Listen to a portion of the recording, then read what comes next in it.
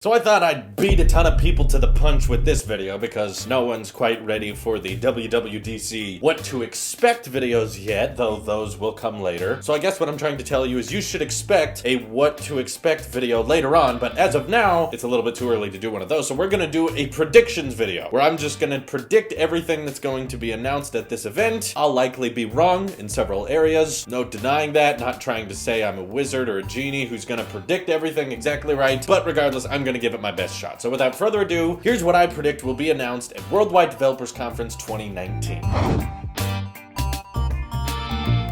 So of course there's always a software, that's a given, but I think the big deciding question for a lot of people is, will there be hardware at this event? We thought there would be a lot of hardware announced at the last Worldwide Developers Conference, only to leave us incredibly disappointed and sad and depressed, and we all cried ourselves to sleep that night. I mean, we all did, right? It wasn't just me. We were expecting new iPads, perhaps an iPhone SE, or Air Power was gonna come out. Remember when we all thought that was gonna happen? Because Apple said it was gonna happen in 2018 and then it didn't happen in 2018? Yeah, that was a fun time. But actually, given the fact that hardware is kind of hit and miss at WWDC, like on some years we get it, on some years actually we'll get a lot of hardware at the Worldwide Developers Conference. It is for developers, more leaning towards the creative side than the normal consuming side that other Apple events focus on. The fact that we didn't get hardware last year actually makes me think that there's a better chance of hardware being at this event because, like I said, it kind of comes on and off. There's years where there is hardware, there's years where there's not hardware. It's never very consistent. You can't always rely on there being hardware at Worldwide Developers Conference, but what are the odds they would just do software 2 years in a row? Probably a little bit less, so I'm gonna go ahead and anticipate there probably will be a little bit of hardware unveiled at this event. Maybe not be as full as the 2017 keynote, but there are a few analysts, there are a few leaks that are going around to suggest some things could be unveiled at this event. Maybe not available to purchase, but at least we'll know about it, we'll learn about it, and I think the one that's on the front line for that is a recent rumor we got from Ming-Chi Kuo, who I'm a little questionable towards now because he several times throughout last year and in 2019 even said that AirPower, it's in production, it's about to come out any day now, AirPower's coming, and he could not have been more wrong about that. So I imagine Kuo kind of elaborates and hears things from supply chains and then kind of exaggerates them to the public when he's not sure if he's right or not. So anywho, he's been right in the past, but he's claiming that Apple's releasing their nearly 32-inch monitor at 6K resolution in just a couple months, which him saying that in April, saying it's coming out in a couple months means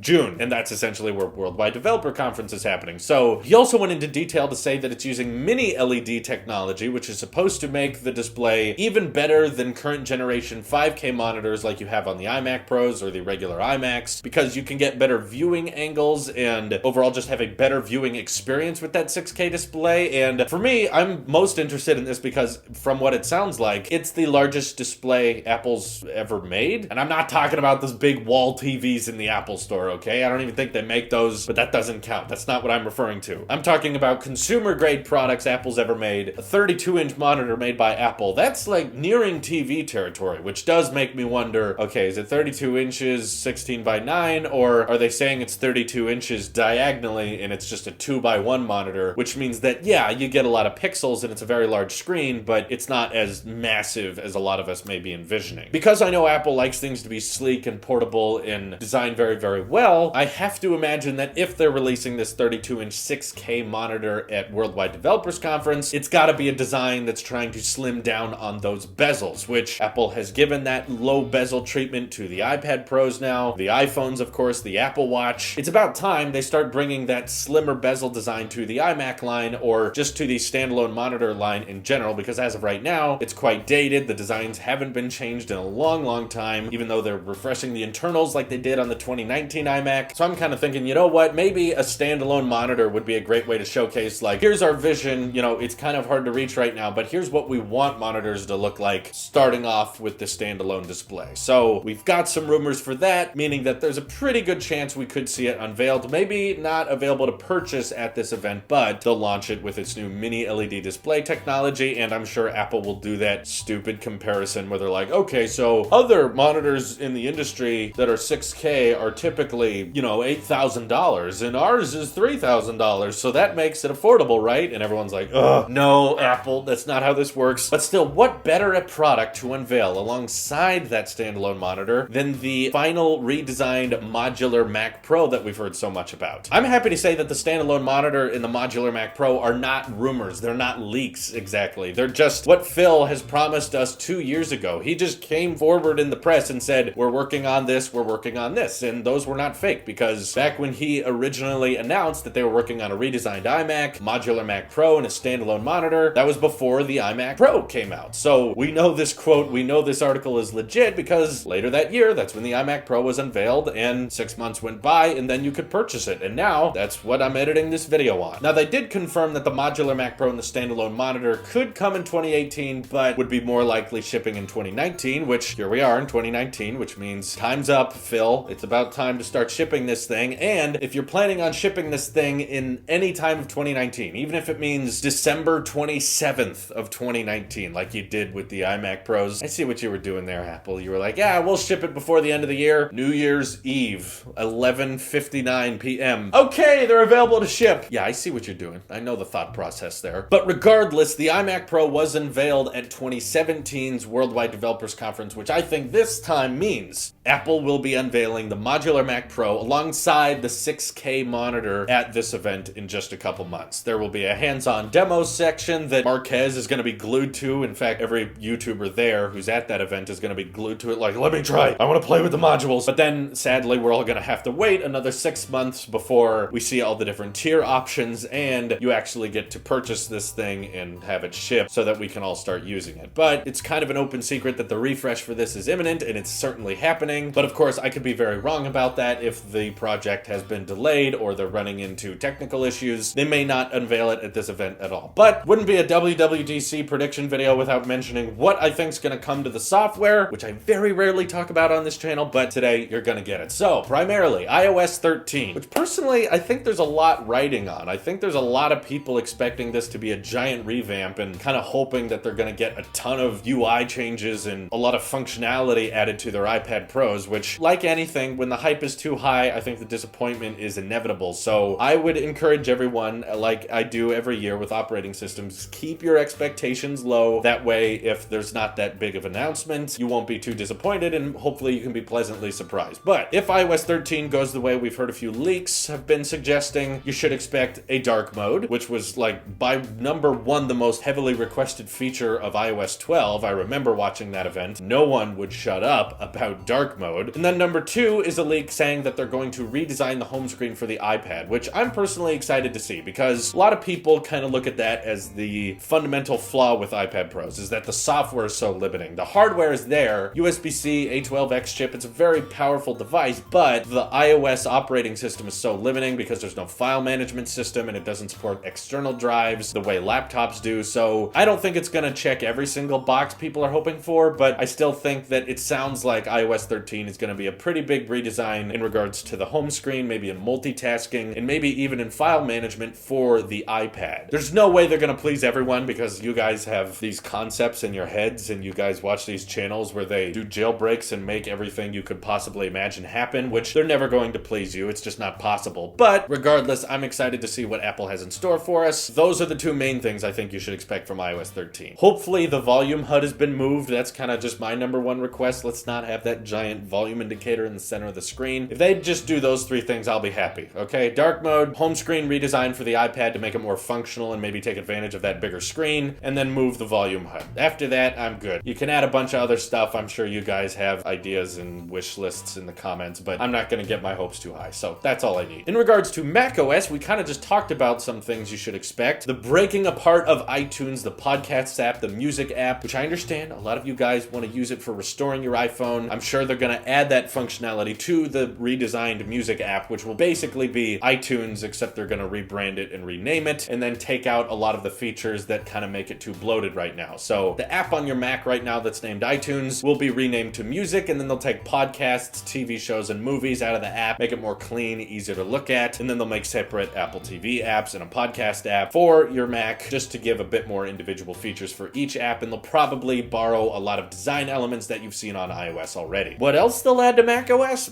I really have no idea. It's kind of getting tough for them to redesign anything on that, but here's hoping for maybe some better window management, because I don't like Windows 10 very much, but one thing I do like about it is the ability to throw windows to the side of the screen, and they'll take up half of it, and you can do split screen on Windows and even on iOS, way better than you can on the Mac, where everything still has to be resized by hand and with the mouse. I don't know, there's not too much they can add to macOS, but that's one I hope Apple looks into, kind of window management and making it more optimized and more like it is on iOS. In regards to watchOS, man, every single year I run out of more ideas, but the one thing I'll suggest is that when you're switching between cards when you activate Apple Pay, it would be kind of nice if you could use the digital crown to scroll through them like you can with watch faces. I've asked for this for years, I've never gotten it, so watchOS 6, I'm just gonna keep asking for it. Also, you should probably expect watchOS 5 to just bring the ECG feature, the ECG app. They're just gonna expand that to more countries and more areas as quick as they can because they know it's saving lives and they're gonna be very proud of that. But yeah, every single watchOS upgrade, for the most part, has been fairly incremental. There's a couple features here and there that are really helpful and really cool, but other than that, don't expect too much to happen with watchOS. And I'm sure when they come to tvOS, they're gonna want to talk all about their subscription services. And since Apple Card is supposed to be shipping in the summer, and Worldwide Developers Conference is kind of at the beginning of summer, I think it makes sense that at that keynote, they'll likely announce that Apple Card will be available the following week or that Friday after the event takes place. We've already seen a few leaks to show how you set up your Apple Card, and it looks amazing. I love the fact that the activation process for your Apple Card is literally like setting up your AirPods. You just put your iPhone next to the card and that little pop-up shows up to activate. It's just so Apple. I mean, just for a credit card, that was such an Apple-ish thing to do, and I'm definitely signing up for it, applying for it, hopefully getting approved for it as soon as it's available. So, in regards to all the things you may expect at the next Apple event, that's what I'm predicting as of now. As more rumors and more leaks come forward, all of my predictions are subject to change, but as of the month of April, that's what I'm expecting to come out. Don't expect anything related to the iPhone to be dropping or